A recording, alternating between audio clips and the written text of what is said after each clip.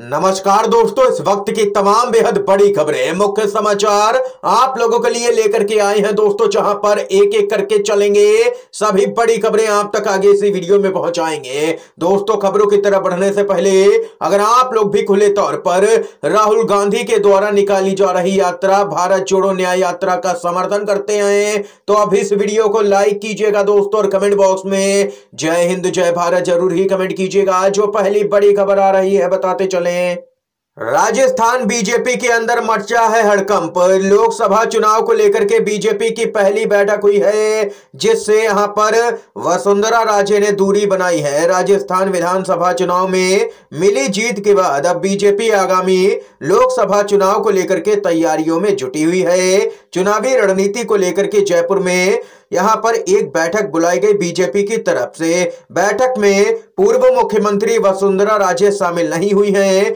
जी हां दोस्तों, बताते चले मंत्रिमंडल के शपथ ग्रहण समारोह में वसुंधरा राजे नहीं पहुंची।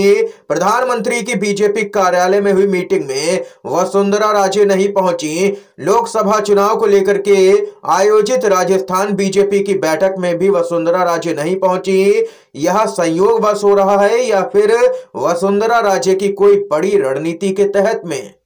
दरअसल दोस्तों, आप लोगों को बताते चले वसुंधरा राजे को मुख्यमंत्री इस बार नहीं बनाया गया, जिसके कारण वे यहां पर काफी नाराज चल रही हैं बीजेपी के केंद्रीय नेतृत्व से, क्योंकि उनके चेहरे पर बीजेपी को काफी वोट भी मिला, लेकिन फिर भी उनको मुख्यमंत्री नहीं बनाया गया, जिसके कारण वे लगातार बगावती तेवर अपनाए हुए हैं दोस्तों। इसके साथ ही लोकसभा के चुनाव से पहले बीजेपी की मुश्किलें वसुंधरा राजे अब बढ़ा सकती हैं। इसके साथ ही जो अगली अपडेट आ रही है बताते चले, आज होगी इंडिया गठबंधन की अहम बैठक। नीतीश कुमार को बनाया जा सकता है संयोजक, मल्लिकार्जुन खड़गे बन सकते हैं अध्यक्ष।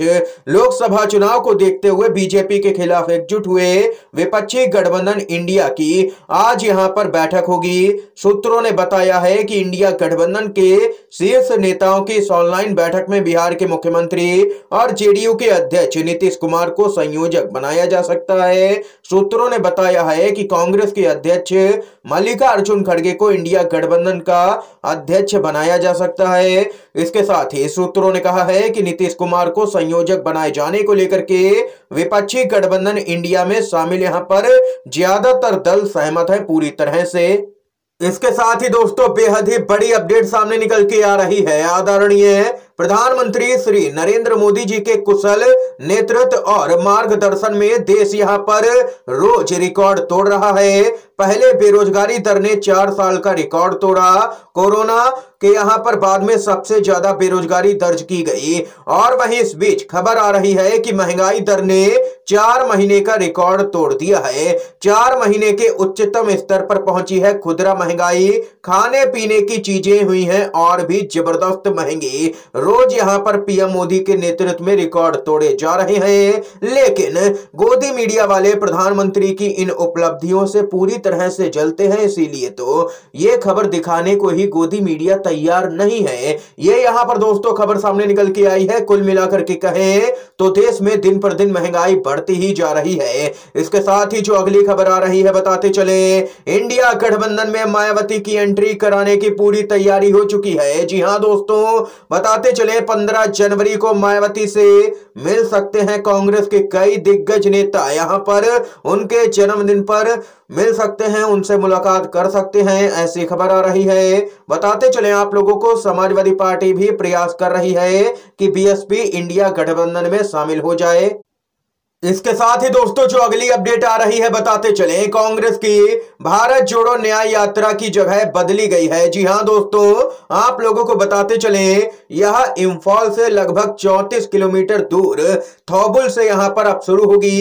2 जनवरी को मांगी गई थी यात्रा की अनुमति, लेकिन अनुमति नहीं दी गई है इंफॉल से यात्रा निकालने की। यह यहां पर दोस्तों खबर सामने निकल के आ रही है। लगातार भारत जोड़ो न्याय यात्रा से बीजेपी घबराई हुई नजर आ रही है पूरी तरह से। इसके साथ ही दोस्तों जो अगली अपडेट आ रही है बताते चले, लोकसभा से निलंबित 3 कांग्रेसी सांसदों का निलंबन वापस होगा। यहाँ पर लोकसभा की विशेषाधिकार समिति के सामने तीनों ने अपने व्यवहार के लिए खेद जताया है। बताते चले, शीतकालीन सत्र में 146 सांसदों को निलंबित किया गया था। इनमें 132 का निलंबन सत्र समाप्त होते ही खत्म हो गया।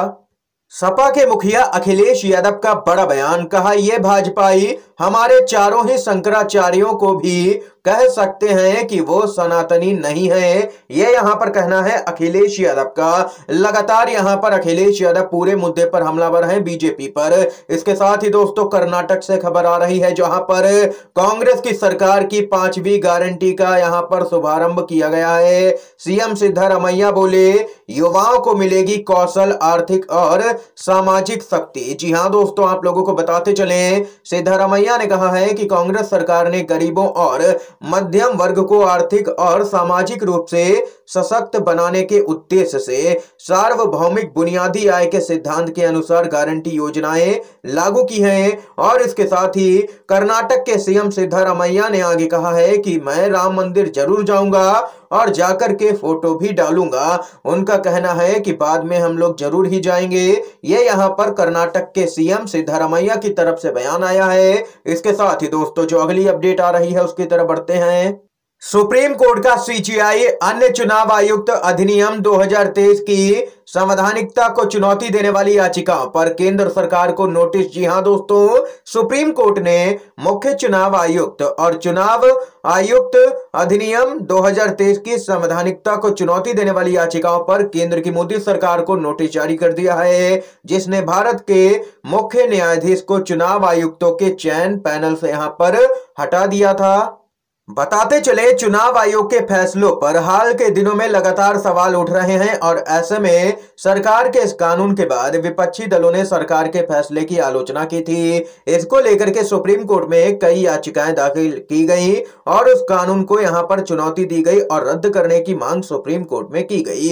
हालांकि न्यायमूर्ति संजीव खन्ना की अध्यक्षता वाली 2 न्यायाधीशों की पीठ ने कांग्रेस के नेता जया ठाकुर और संजय मेश्राम की याचिका पर नोटिस जारी किया है, लेकिन याचिकाकर्ताओं की ओर से पेश वरिष्ठ अधिवक्ता विकास सिंह ने रोक लगाने के लिए जब यहां पर दबाव डाला तो न्यायमूर्ति खन्ना ने कहा कि हम इस तरह के कानून पर तत्काल रोक नहीं लगा सकते हैं, हमें उनका भी पक्ष जानना चाहिए।